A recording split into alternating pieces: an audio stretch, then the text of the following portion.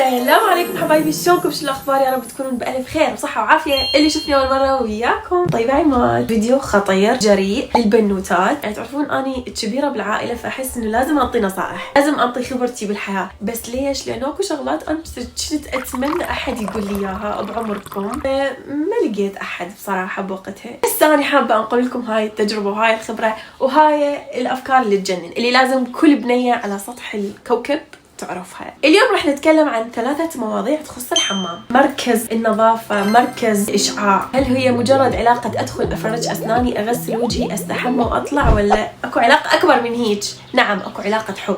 هذا الفيديو خطير كلش، كتير قوي، وايد كلش مهم للبنات. أول موضوع، أخطاء تسويها الأنثى رغم استحمامها الدائم، لكن هاي الأخطاء تخلي يبقى يطلع من عندها ريحة غير مرغوبة. التوبيك الثاني هو عن روتين البنت النظيفة اللي تموت على الحمام وتموت على أجواء الحمام، البنوتة الثانية اللي نص نص. والموضوع الأخير والأخطر والأكثر جرأة هو أشياء كارثية يسووها البنات للمناطق الحساسة. ويت قبل ما نبدي، شايفين هاي الفيديوهات؟ هاي البنوتة اللي تفتح البانيو وتحط هاي الصابونة اللي تذوب، تحط شموع وتحط ورود وتحط إضاءة خافتة وتحط ميوزك. يعني شايفين الشعور؟ أنا بس مجرد أبوع على هالفيديوهات أحس بالراحة والاسترخاء. بالكم الشعور نفسه بس تجربوه أول مرة، بعد خلاص راح تدمنوه. لازم هيك تصير أجواءكم بالحمام، لأنه كلش صعب أحفظ كل الروتينات أو كل الستبس بدماغي. فمسويت لي دفتر للعناية، دفتر خاص للعناية، سواء للشعر، للبشرة، للترطيب، الكل شيء حرفيا، الكل شيء، حتى التمرينات. يعني هذا الدفتر حرفيا هو اللي لاملي كل الروتينات اللي أنا أحتاجها. بس نريد نجي نعرف ليش بعض البنوتات رغم استحمامهم الدائم والنظافة الدائمة الريحة النظيفة تروح بسرعة وترجع الريحة اللي مش ولا بد. شو السبب؟ أول سبب يا جماعة هو المنشفة. في بنات يستخدمون منشفة واحدة لكل الجسم، تستخدمها لشعرها، بعدين تنشف بها وجهها، بعدين تنشف بها جسمها، تنشف الركبة والمناطق الحساسة، كل الجسم تنشفه بمنشفة واحدة. Are you serious؟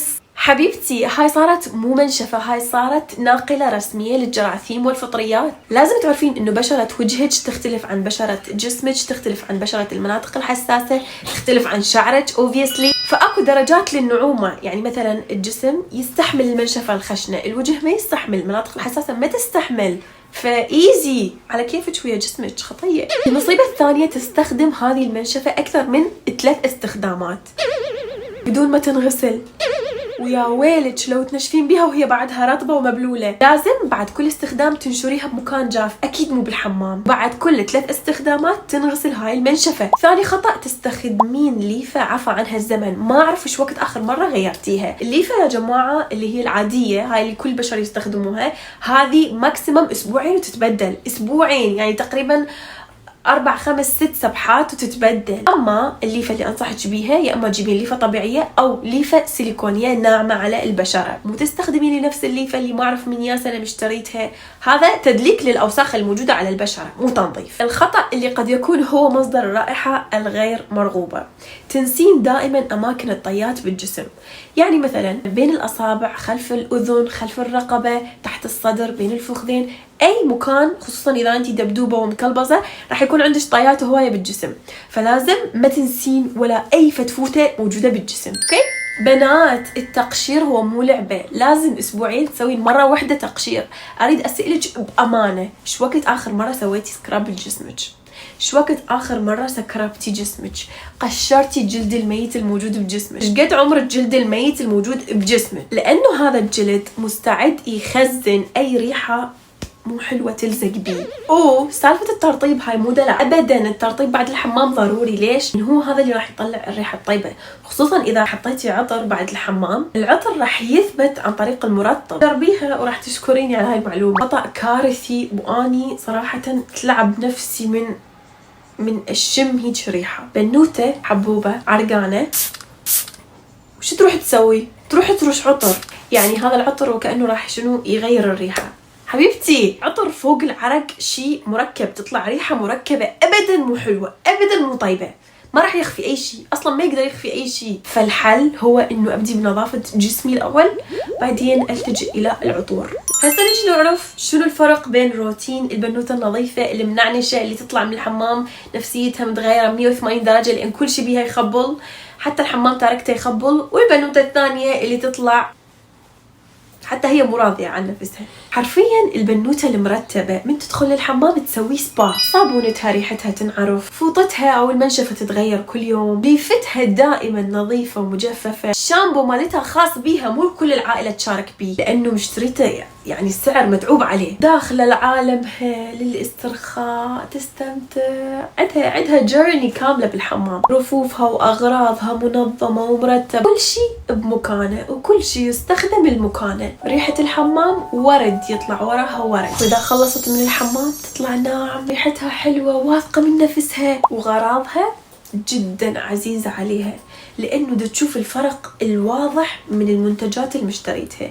ما تسترخص شيء على نفسها لانه تعرف ممكن تشتري شامبو هيجي تستخدم منه بس هيك كمية صغيرة، بس الريحة فواحة والتركيز والمفعول، على عكس منو؟ على عكس اللي يشتري المنتجات الرخيصة ويحط كمية هواية عباله انه الكمية هواية هي اللي راح تطلع الريحة الطيبة، بس هذا الشيء ابدا مو صحيح. بنات ضروري اذا تشوفون بنوتات محتاجين يسمعون هذا الكلام ضروري تدزوا لهم هذا الفيديو. اكو هواية بنوتات خطية امهاتهم ما يحجون وياهم هذا الحكي، ما عندهم خوات كبار، فدزوا لها الفيديو. اما البنوتة الثانية النص نص او الاقل من النص تدخل للحمام وتطلع نفس الريحة، الليفة صار لها اسبوع ما نشفت ورجعت تستخدمها، والمنشفة او الخاولي من ريحتها تعرف ايش قد هي مستخدمتها، يعني يجوز اكو احتمال عائلة كلها تستخدمها وياها. ما عندها ابدا روتين معين للحمام، تحسها ما تحب نفسها، ما تحب جسمها، ما تحب تهتم بنفسها، عبالك اداء واجب، تدخل الحمام تستحمى وتخرج على طول،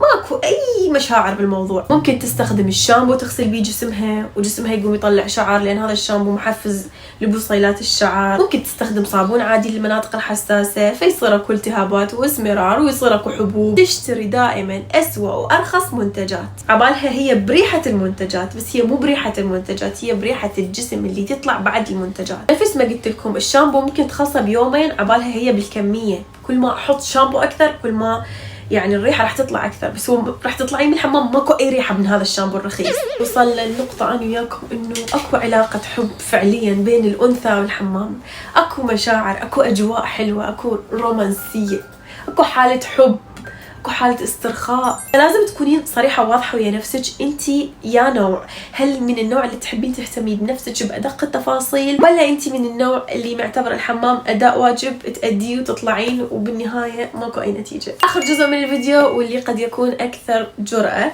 لكن شيء لابد إنه نتحدث عنه، أخطاء كارثية يسووها البنات للمناطق الحساسة. هواية بنات يتساءلون ليش المنطقة لونها غامق، ليش صار عندي تصبغات؟ أنا حقول لك ليش. ممكن تكونين تستخدمين الصابون العادي للمناطق الحساسة، هذا الشيء أبدا مو صحيح. الصابون العادي يحتوي على عطور ومواد قلوية تقتل البكتيريا النافعة الموجودة بالمناطق الحساسة وتخرب البي اتش مال البشرة. النتيجة شنو؟ تهيج، جفاف، التهاب، ومن ثم اسمرار. روتينش تستخدمين غسول خاص لهذه المنطقة اللي دائما يكون مكتوب عليه بي اتش بين 3.5 و 4.5، هذا اللي يكون بدون عطر، ناعم ومناسب للمناطق الحساسة. ثاني شغلة كارثية يسووها البنات، يستحمون بمي حرفيا درجة انصهار ما اعرف شنو يستحمل هذا المي. تخيلي اذا حطيتي هذا المي على المناطق الحساسه انتي شكو بكتيريا نافعه راح تقتليها. يمكن انتي عبالك انه انتي تنظفين بس انتي تقتلين البكتيريا النافعه الموجوده بالمناطق الحساسه، وبالتالي ايضا تهيج، التهاب، اسمرار. قلوباتي حبيباتي ديري بالك المي الحار ابدا لا توصلي للمناطق الحساسه، لانه هي من اسمها مناطق حساسه، يعني على كيفك بيها، على كيفك بدرجه حراره المي، على كيفك بالصابون، على كيفك بالمنشفه، اسمها منطقه حساسه. ثالث خطا تسوي البنوته هو انه تبقي المنطقة مبلولة سواء بعد تويلت أو سواء بعد ما استحمت. هذا خطأ كارثي، يسوي فطريات، يسوي اسمرار، يسوي التهابات مستمرة. الرطوبة ما راح يجي من وراها غير البكتيريا والفطريات ومن ثم الاسمرار. لازم دائما تخليها منطقة جافة بمنشفة ناعمة ومخصصة لهاي الأماكن فقط. رابع سبب وهو أهم سبب ممكن يسوي اسمرار بهذه المنطقة وهو الاحتكاك، سواء احتكاك الفخذ بالفخذ في البنوتات الدبدوبات، سواء احتكاك بسبب الملابس الضيقة خصوصا أثناء وقت التعرق. شنو أسوي بهاي الحالات؟ البس قطن يكون 100% قطن مريح وشوي ولا يكون واسع، يعني شوي اكو تنفس بالموضوع. اكيد راح اقول لك هاي الملاحظه الحنينه بالاخير، انه دائما خليك واثقه من نفسك، واثقه من جسمك. ترى الشيء اللي تعانين من عنده كوما بنات عندهم نفس المعاناه، وكوما حالات هي اصلا هذا جسمهم الطبيعي، فابدا لا تخجلي من هذا الشيء، وابدا لا تشكين بنفسك. دائما خليك تحبين نفسك وتحبين جسمك وتحبين شكلك مهما كان، واهتمامك لنفسك هو احترامك لنفسك. اذا حبيتوا هذا الفيديو لا تنسون تشاركوا يا صديقاتكم، خواتكم، او اي وحده محتاجه تسمع هذا الكلام. اكيد لا تنسين اللايك والاشتراك والجرس. اشوفكم ان شاء الله الفيديو الجاي. سلام.